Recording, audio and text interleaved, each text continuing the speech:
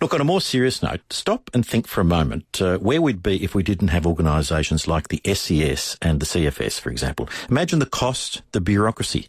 It's an absolutely terrifying thought, isn't it? Luckily, that's not an issue, largely because of the wonderful volunteers that are the backbone of our emergency services.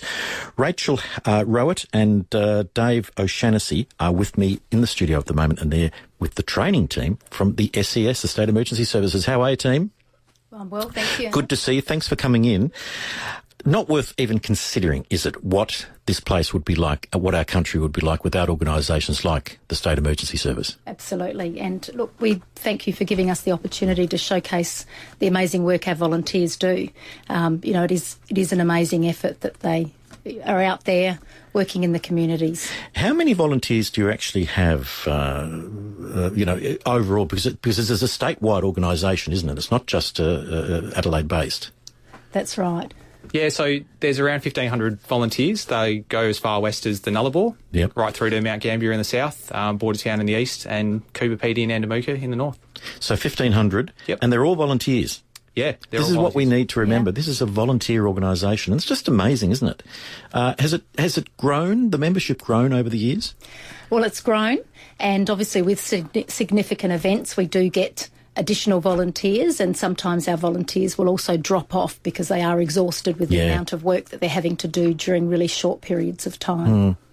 How do you cope with that? Because some of the things these volunteers see, and the same applies for the CFS, some of the accidents and call-outs they have are pretty horrific.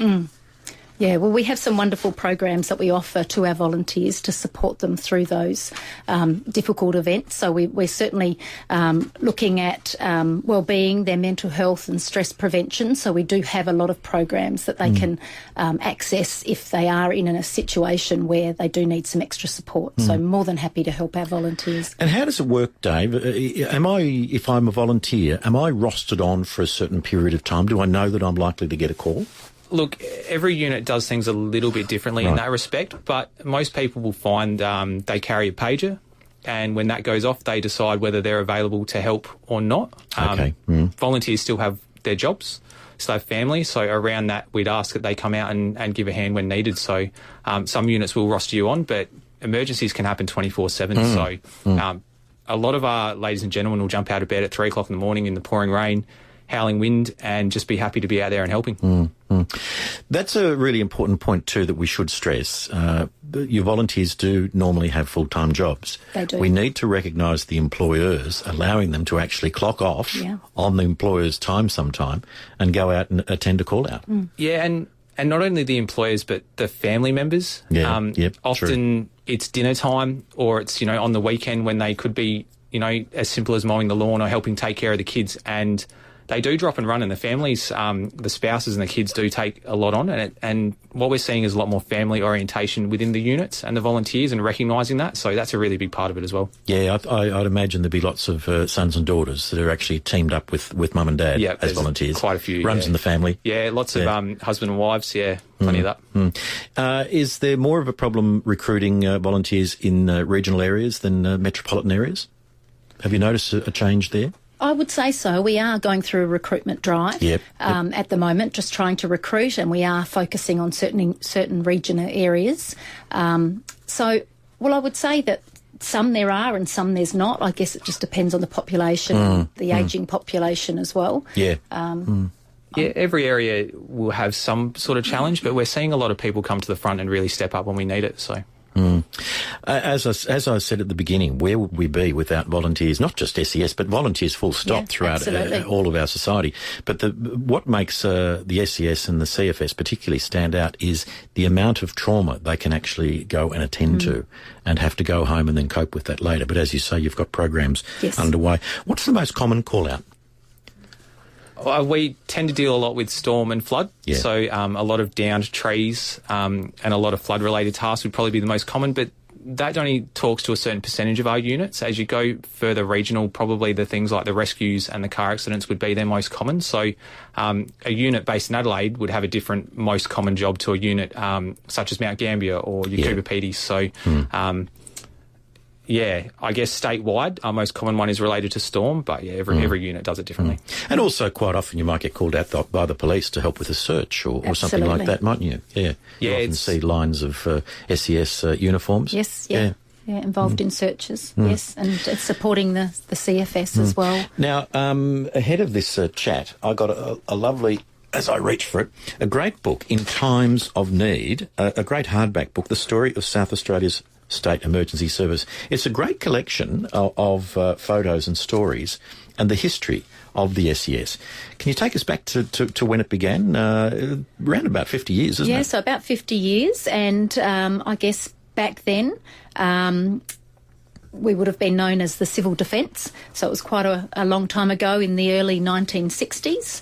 And since then, we've, over 50 years, we've morphed into a highly skilled and dedicated group of volunteers, and obviously they're very well trained, responsive, and provide a very effective emergency services to playing a key role out there to ensure all South Australians are safe. Now, you guys, you two actually run the training part of the SES outfit. That must be incredibly challenging to keep everyone up to date with the latest developments in this area. Yes, it is, absolutely. Yeah. We use our volunteers as well as trainers and assessors, as well as staff. So there is a great group of people who are helping us in training our volunteers.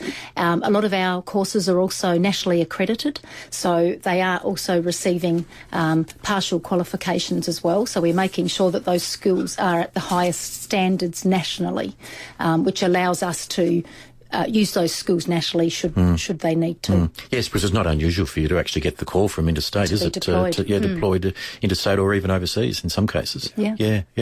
What about one of the advantages we don't hear a great deal about is the comradeship.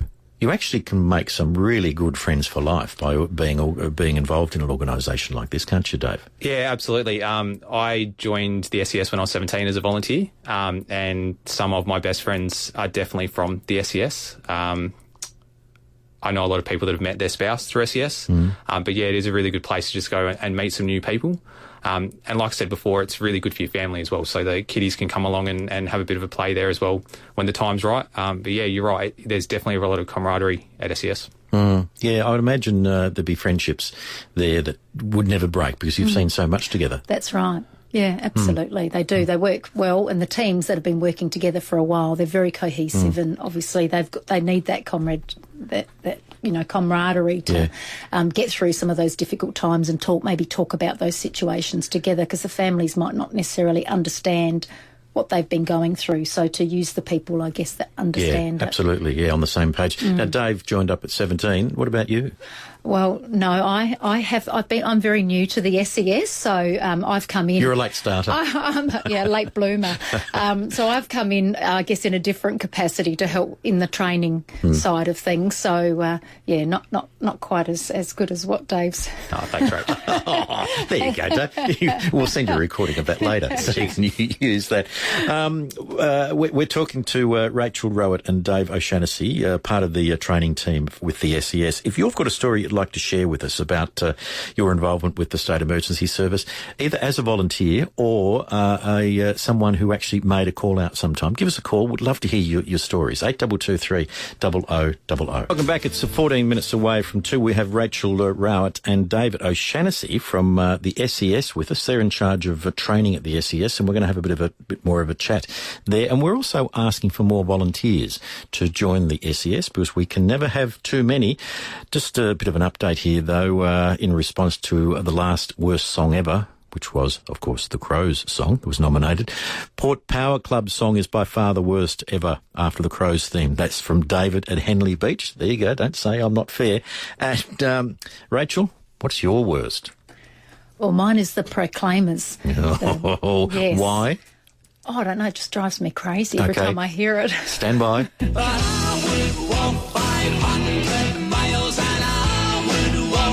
She's screwing up her face.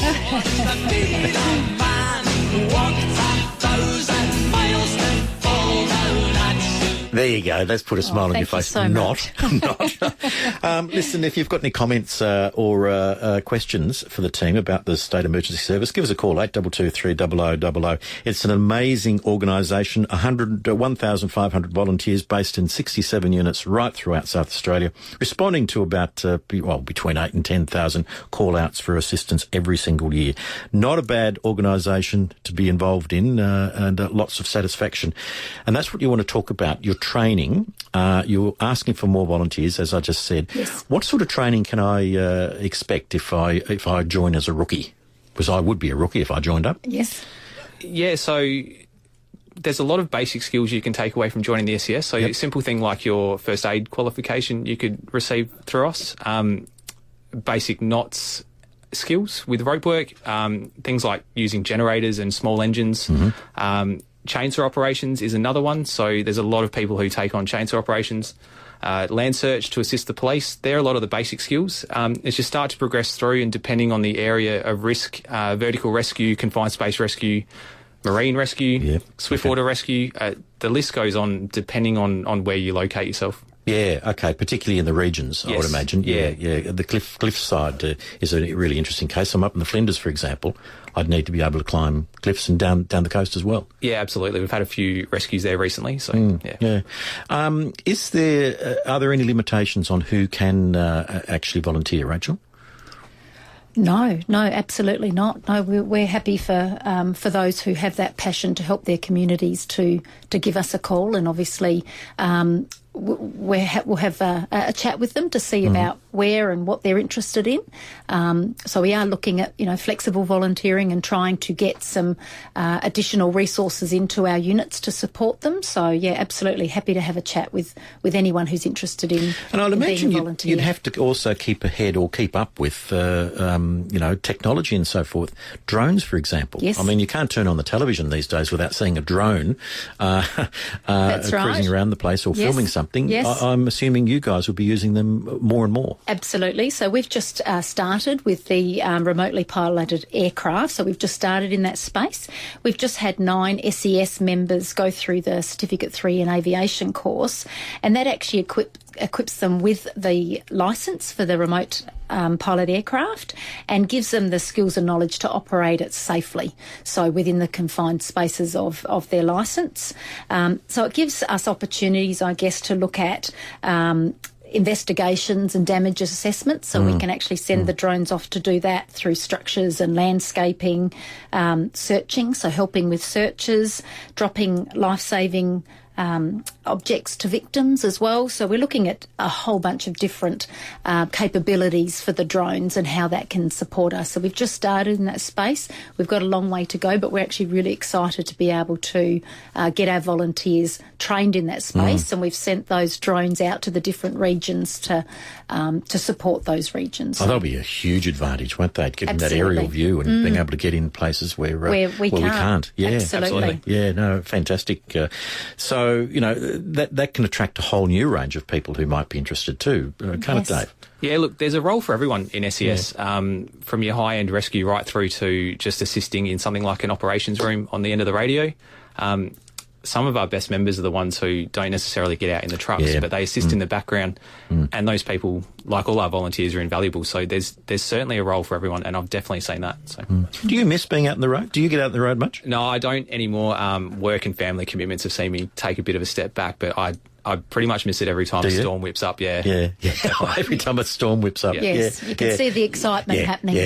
You're a good man with a chainsaw, obviously. Those fallen trees. Yeah, I do enjoy a chainsaw, actually. I do too, actually. Yeah. What is it? Anyway, we won't go there. We'll talk about that later. Now, you've currently got a campaign going involving a response line, 132 500. Is that a new number? It's not a new number. It's actually the number you can get SES on across Australia. So, it's a national number. It is, yes. Okay, righto. So is that the one? Is that the go-to number from now on? Yeah, so we'd ask people to call 132 500 if they have a storm or flood emergency. But if it's ever life-threatening, they need to stick with 000. Yeah. So we'd certainly stress that. I guess the campaign you mentioned about 132 500 is just asking people to consider if the job or the call out they're ringing us for is actually an emergency. almost half of the call-outs we've had recently have been for non-emergencies. No, that's what I was going to get to, yeah. What is an emergency? How do I actually decide whether you guys are the go-to people? So I guess you may have seen some of the ads, but if there is a tree in your living room or laying on your bed, then obviously we consider that an emergency. But if there is a tree that's fallen and it's not blocking anything, or if there's no issue just fallen in your backyard, then just go to our website, and there's information there on what exactly you need to do. But so we're trying to, I guess, define what is an emergency by if there is an issue. If there's water falling through into your lounge room, then obviously you need to call the 132 500 number. So that is an emergency. That's considered an emergency. If your gutters are blocked, your spouts are blocked. If and the water is coming inside, I can ring you. If there's water entering your property, SES volunteers would more than likely come out and assist you with that. We do prioritise jobs on an urgency basis. So if there's more urgent jobs, we may not be there as quickly as others, but we will more than likely come to that. A lot of the time, a volunteer who receives the call will probably give the homeowner a call to determine exactly what is happening and see if they can't give the homeowner some advice to make the problem go away. Without us having to attend it, because it's much quicker, and we're asking the community to be more resilient when it comes to these emergencies. But yes, if water's entering the property, more than likely we'd be happy to help. But what we'd ask people is prior to any storm event or just in their day-to-days to consider cleaning up their property. So that's right. On a day like today, where the weather's fine, is a great opportunity to clean up. It assists you right throughout the year. There's no time of year where the storms are more prevalent than others we've seen. So all it takes is one short downpour with block gutters and water will enter your property. It's a really good point, isn't it? I think we do tend to get a little bit lazy sometimes and think, it won't happen to me, but then when it does, we panic and we expect everyone to come running. Well, really, you should have cleaned those gutters out, shouldn't we? Yeah. And when it is a really busy, storm, then you might have to wait, unfortunately, because we only have a limited number of volunteers and they're going to be going to those events, I guess, that are priorities. So, I guess that's what we're trying to do is say, look, is it an emergency? Is there something that maybe you could do? And then we'll get there as soon as we can. Yeah, just simple things like, is that branch hanging over your back veranda or your family room, should you take it down before the storm brings it down? It's pretty common sense, isn't it, a lot of it? And there is some data coming out later this week to say that we are expecting more and more sharp, very vicious, short-term storm fronts coming through. Not so much, torrential rains for days and days, but a lot of, really strong storms coming through on an ad hoc basis. That seems to be the trend to do with climate change as well. Yes. So again, that points to the fact that we need to do what we can. Yes. Yeah, absolutely. All right. Well, look, if I want to volunteer, how do I go about it? What's the number and the website? So the number, of course, you asked me that. And yes, and I'm trying to find it too. So the SES recruitment line, I've got it. Have you found it? Yes. 1300 364 587. That's correct. We tally? Okay. Yes, I agree with that one. Or our website, ses.sa.gov.au. So the number again, if you're interested in, signing up and doing some work. Now, what is the commitment do I have to make? Is there a minimum commitment?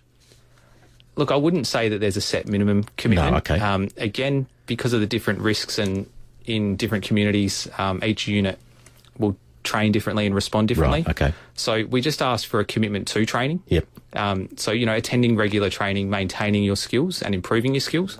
And then when the call does come through for help, to do what you can to attend. So you may not be at every call out, but as long as you're coming to some and helping your community and giving back, that's all we'd ask. Fantastic. All right. Well, that's good advice. Yeah, there's no, I don't have to sign up to be on duty 24 hours a day, 7 days a week. No, not at all. Absolutely. The SES recruitment line, 1300 364 587. That's 1300 364 587. And the website is ses.gov.au. Thanks very much. Good to see you. Keep up the great work. Where would we be without you guys? And good luck with the new training initiatives as well. Let's hope we get a few more members signing up. Absolutely. Well, thank you so much. Thanks, Alan. My pleasure. Good to meet you and keep up the good work, as I said. All right, stay with us.